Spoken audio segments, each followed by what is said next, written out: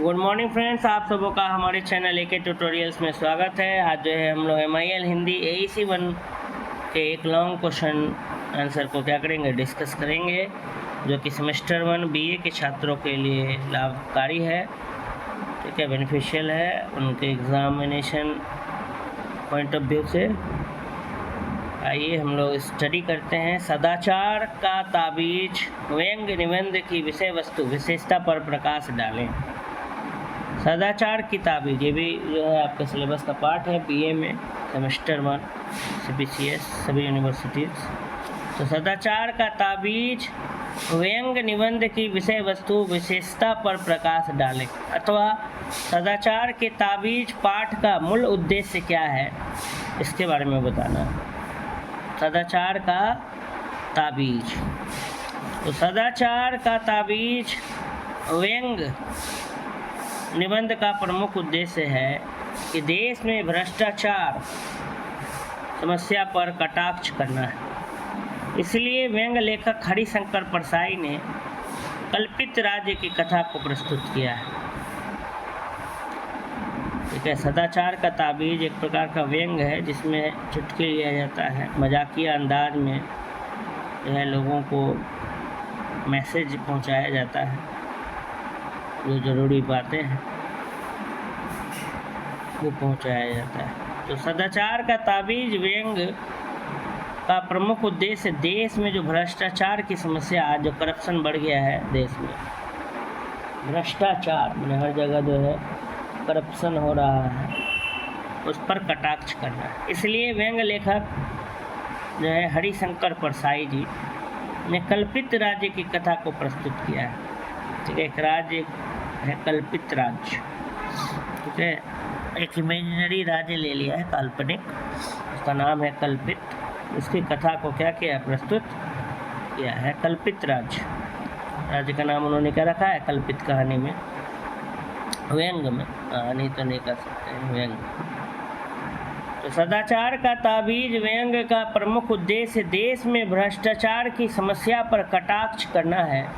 इसीलिए व्यंग्य लेखक हरिशंकर परसाई ने कल्पित राज्य की कथा को प्रस्तुत किया है। राज्य में जब चारों तरफ भ्रष्टाचार के विरुद्ध आवाज़ उठने लगती है तो राजा भ्रष्टाचार के विषय पर अपने मंत्रियों से बातचीत करते हैं। भ्रष्टाचार क्या है और इसे कैसे दूर किया जाता है, यह अपने मंत्रियों से पूछते हैं। मंत्री कहते हैं कि उन्हें कहीं भी भ्रष्टाचार नज़र नहीं आता।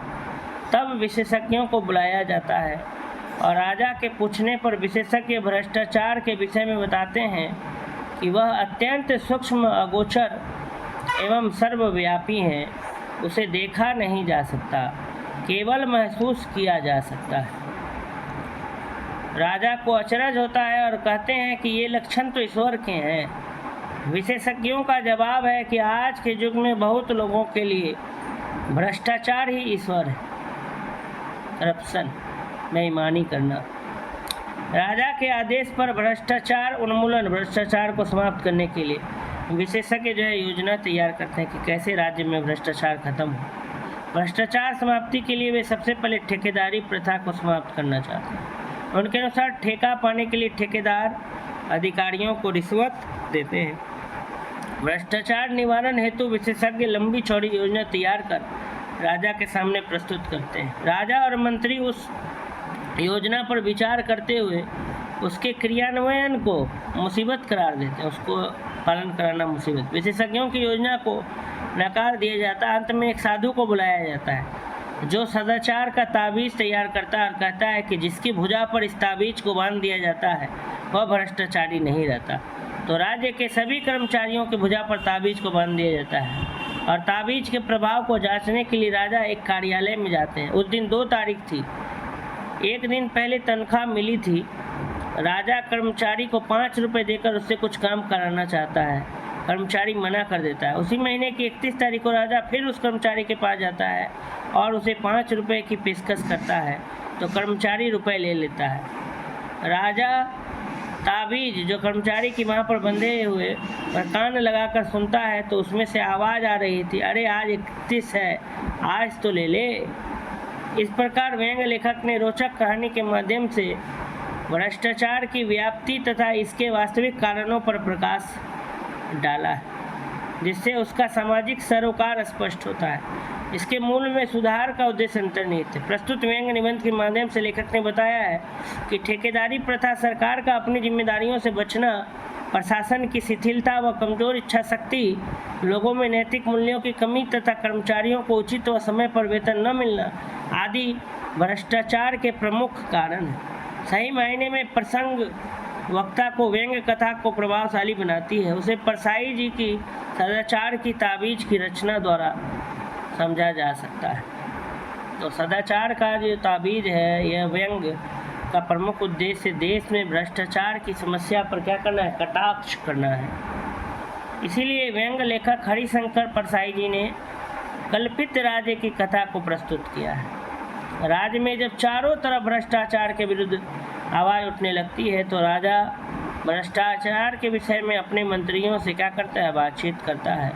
भ्रष्टाचार क्या है और इसे कैसे दूर किया जा सकता है, वो अपने मंत्रियों से पूछते हैं। मंत्री कहते हैं कि उन्हें कहीं भी भ्रष्टाचार नजर नहीं आता। तब विशेषज्ञों को बुलाया जाता है तो राजा के पूछने पर विशेषज्ञ भ्रष्टाचार के विषय में बताते हैं कि वह अत्यंत सूक्ष्म, अगोचर और सर्वव्यापी हर जगह है, बहुत छोटा है, सूक्ष्म है, अगोचर है, उसे देखा नहीं जा सकता, केवल महसूस किया जा सकता। तो राजा को अचरज होता है कि ये लक्षण तो ईश्वर के हैं। तो विशेषज्ञों का जवाब है कि आज के युग में बहुत लोगों के लिए भ्रष्टाचार ही ईश्वर है। राजा के आदेश पर भ्रष्टाचार की समाप्ति के लिए, उन्मूलन के लिए विशेषज्ञ जो है योजना तैयार करते हैं और भ्रष्टाचार समाप्ति के लिए वे सबसे पहले ठेकेदारी प्रथा को समाप्त करना चाहते हैं। उनके अनुसार ठेका पाने के लिए जो ठेकेदार हैं, टेंडर आज के ज़माने में भी होता है, आप देखते हैं ऑफिसर्स का पीसी बंदा रहता है टेंडर में। तो उसके अनुसार ठेका पाने के लिए ठेकेदार अधिकारियों को रिश्वत देते हैं। भ्रष्टाचार निवारण हेतु विशेषज्ञ लंबी चौड़ी योजना तैयार कर राजा के सामने प्रस्तुत कर देते हैं। भ्रष्टाचार को समाप्ति के लिए राजा और मंत्री उस योजना पर विचार करते हुए उसके क्रियान्वयन के लिए, उसको लागू करने के लिए मुसीबत करार देते हैं। कहते हैं इसको लागू करना बहुत मुश्किल है क्योंकि हर जगह भ्रष्टाचार क्या है व्याप्त। तो फिर विशेषज्ञों की योजना को नकार दिया जाता है और अंत में एक साधु को बुलाया जाता है जो सदाचार का क्या बना देता है, एक ताबीज बना करके देता है और वो कहता है कि जिसकी भुजा पर इस ताबीज को बांध दिया जाए हाथ पर, वो अब से भ्रष्टाचारी नहीं रहता। तो राज्य के सभी कर्मचारियों को के भुजा पर इस ताबीज को बांध दिया जाता है और ताबीज के प्रभाव को जानने के लिए राजा एक ऑफिस में जाते हैं, कार्यालय में जाते हैं। उस दिन 2 तारीख थी, एक दिन पहले तनख्वाह मिली थी। तो राजा कर्मचारी को 5 रुपये देकर उससे कुछ काम कराना चाहते हैं तो कर्मचारी मना कर देते हैं। फिर राजा उसी महीने की 31 तारीख को जाते हैं और उसे 5 रुपये की पेशकश करते हैं तो कर्मचारी जो है वो रुपये ले लेता है। तो राजा ताबीज पर कान लगाकर सुनते हैं तो उसमें से आवाज़ आ रही होती है, अरे आज 31 है, आज तो ले लो। मतलब राजा महीने की 2 तारीख को जाते हैं कार्यालय में जाके, एक तारीख को, एक 31 तारीख। इसमें ये दिखाया गया है, मतलब इसके माध्यम से कि 1 तारीख को जो है कर्मचारी पैसा नहीं लेता है, जबकि 31 तारीख को कर्मचारी जो है वो पैसा ले लेता है रिश्वत के तौर पर। इसको हम लोग ये कहते हैं, घूस भी कह सकते हैं, ब्राइब इंग्लिश में BRIB। पहले वो नहीं लेने को तैयार रहता है, बाद में ले लेता है। तो वो ताबीज़ का कोई प्रभाव नहीं रहता है, वो ताबीज़ तो ऐसे ही व्यंग्य के लिए कहा गया, सदाचार का ताबीज़। तो इस प्रकार व्यंग्य लेखक मजाक, व्यंग्य मने होता है हंसी मजाक। इस प्रकार व्यंग्य लेखक ने रोचक कहानी के माध्यम से भ्रष्टाचार की व्याप्ति तथा इसके वास्तविक कारणों पर क्या दिया है, प्रकाश डाला है, जिससे उनका सामाजिक सरोकार स्पष्ट होता है। इसके मूल में सुधार का उद्देश्य अंतर्निहित है।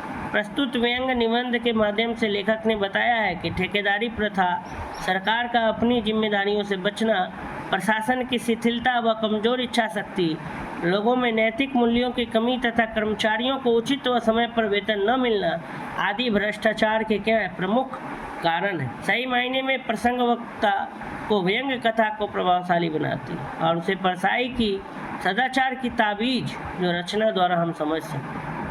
तो सदाचार की ताबीज जो है वो देश में जो भ्रष्टाचार की समस्या है जो हर जगह व्याप्त है, उसी पर प्रकाश डालती है। आज के समय में भी ये जो है देखा जा सकता है, भ्रष्टाचार को समझा जा सकता है। इस कहानी के माध्यम से भ्रष्टाचार क्या है और उसका कैसे उन्मूलन होना चाहिए, ठीक है, इस पर जोर दिया गया है। इस तरह से ये जो क्वेश्चन था इसको हमने डिस्कस कर लिया। आप सबों का हमारे चैनल में जुड़ने के लिए बहुत बहुत धन्यवाद।